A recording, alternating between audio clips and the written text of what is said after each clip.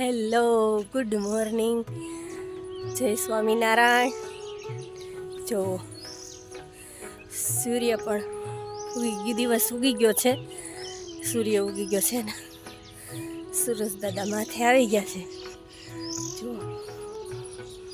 પશુ પંખીઓ બધાય ઉઠી પોતપોતાના ચણ માટે નીકળી ગયા છે.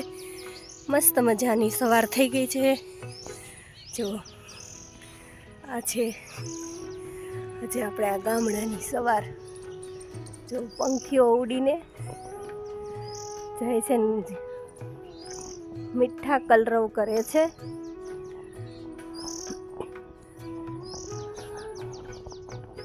અમારે પણ ઓલમોસ્ટ બધું કામ પૂરું થઈ ગયું છે અને આજે છે તુલસી વિવાહ. તો અમે જવાના છીએ હળિયાદ. મામાને ત્યાં તુલસી વિવાહ છે, ત્યાં તૈયાર થઈ અને પછી નીકળીએ. જો અહીંયા પક્ષીઓ પણ કેવા લાઈનમાં આવેલા જાય છે.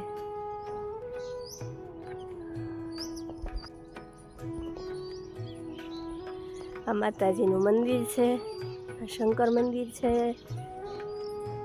અત્યારમાં સવારમાં બહુ મસ્ત વ્યૂ લાગે છે. સવાર ગમે આપને. એમ હેલો, મામાને ત્યાં જવાનું છે અને અત્યારે તુલસી વિવાહ છે એટલે તૈયાર થઈને બધે કામ બધું વહેલું ઉઠાય. તાત કામ બધું કચરા પોતા કપડાં બધું થઈ ગયું છે અને તૈયાર થઈને હવે જઈએ અને બતાવીએ ત્યાં તુલસી વિવાહનો માહોલ કેવો છે. મળીએ ત્યારે.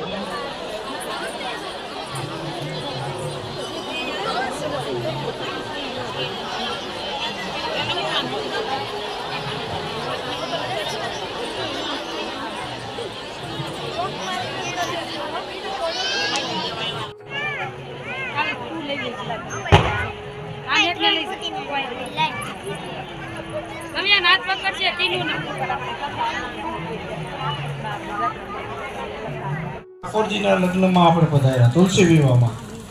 બહુ મોટા ભાગ્ય હોય તો આવો આપણને લાભ મળે. આમ તો વિશેષ મારે કંઈ કહેવાનું નથી, પણ આપણે જેને ભજીએ છીએ આપણા ભગવાન સ્વામિનારાયણ સર્વોપરી છે એ આપણે બધાય કહીએ છીએ કે નહીં? કેવા ભગવાન છે? સર્વોપરી. પણ છતાંય આપણે પરીક્ષા કરીએ છીએ ભગવાનની. વિશેષ વાત મહિમાની આપણે જે આજનો પ્રસંગ એટલે કે પ્રબોધની એકાદશીથી લઈને જે તુલસી વિવાહ પ્રારંભ થાય પૂનમ સુધી તુલસી વિવાહના કાર્યો થતા હોય, આ પ્રસંગ આપણા જીવનની અંદર જેટલો આધ્યાત્મિક છે એટલો વ્યવહારિક પણ છે.